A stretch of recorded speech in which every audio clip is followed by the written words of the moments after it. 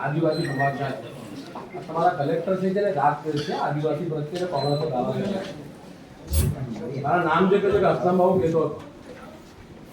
આ મુદ્દો આનંદભાઈ તમને પણ વિનંતી કરું વિધાનસભામાં ઉઠાડજો બીજી વાર ભારતીય જનતા પાર્ટીના એજન્ટ છે એ કલેક્ટર નથી એ પોતાને નવસારી જિલ્લાના મહારાણી સાહેબ સમજે જે પ્રમાણે ધારાસભ્ય સાથે ઉચ્ચિત દાખવવું જોઈએ સમજી લો જે પ્રમાણે અમારી વાત નહીં ધારાસભ્ય સાથે જે ઉચ્ચિત દાખવવું છે વહીવટી પ્રક્રિયા પ્રમાણે એ નથી કરી શકતા તમારી વાત નહીં હું એમની વાત કરું છું એને કલેક્ટર તરીકે એમને ધારાસભ્ય પ્રત્યે ઉચિત રાખવું જોઈએ તો એ નથી રાખ્યું ના ખાલી અમારી નોર્મલ રિક્વેસ્ટ છે અમારા જનપ્રતિનિધિ છે જનપ્રતિનિધિને મળવા જવું હોય તો પોલીસ ત્યાં અટકાવે અને એમ કે 5 જ જણાએ જવાનું એટલે જે પીડિત છે જેઓ રજૂઆત કરવાના છે એ 5 ની જગ્યાએ કદાચ અમે એમ કહીએ કે મુખ્ય આગેવાનો છે 10 જણાને જવા દો તો ના 5 જ જણા જવાનું એટલે એ કોઈ કાયદાની જોગવાઈ મુજબ છે કે પછી જનપ્રતિનિધિને રોકવાનો પ્રયત્ન છે તો એકવાર નહીં બીજી વાર આવું અપમાન કર્યું છે સાહેબ અને બીજી વાર અમે નીકળી ગયા આદિવાસી ધારાસભ્ય 2 કલાક અમારો ધારાસભ્ય આદિવાસી છે એટલે આવું વર્તન છે કોંગ્રેસમાં છે એટલે આવું વર્તન છે એ ધારાસભ્ય કે સંસદ સભ્ય ચૂંટાયેલો જનપ્રતિનિધિ આવે એટલે એને બાણાગળ લેવા આવવું પડે તો આ બાણાગળ લેવા આવવાની તો વાત જ દૂર છે એની સાથે અપમાન જે કરે કઈ તમારે ચેન્જ કરવાનું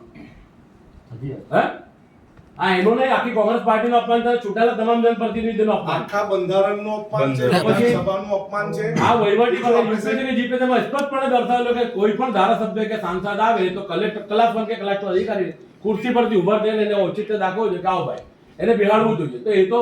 બોલાવવાની વાત જ દૂર છે કે જાણે એ તો એમ જાણે કે એસટી શીટર છે આપણે ડોન છે નવસારી જિલ્લાનો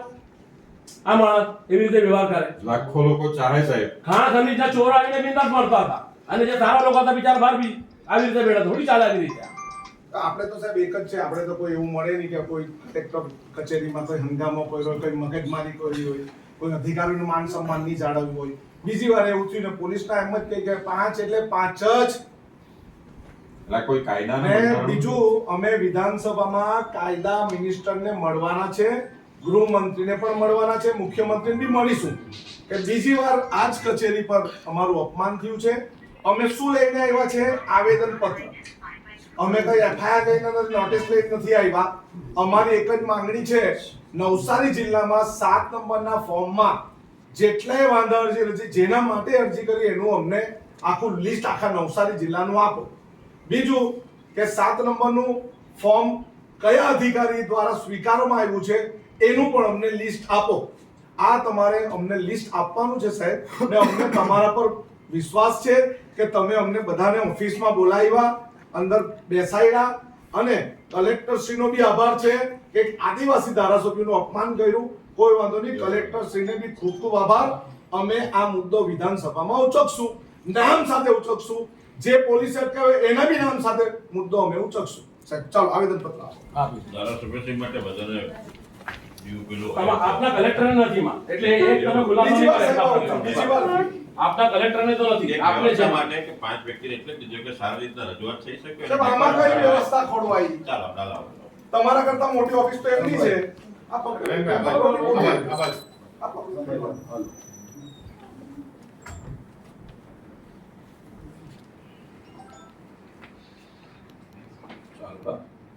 અમારી માંગણી લાગણી જાત મેડમને કહેજો ને અમને સાહેબ લિસ્ટ તમે અઠવાડિયામાં આપો અમે પાછા હવે લેવા આવશું જે પણ ઓસી પર સાઈન કર્યો સાહેબ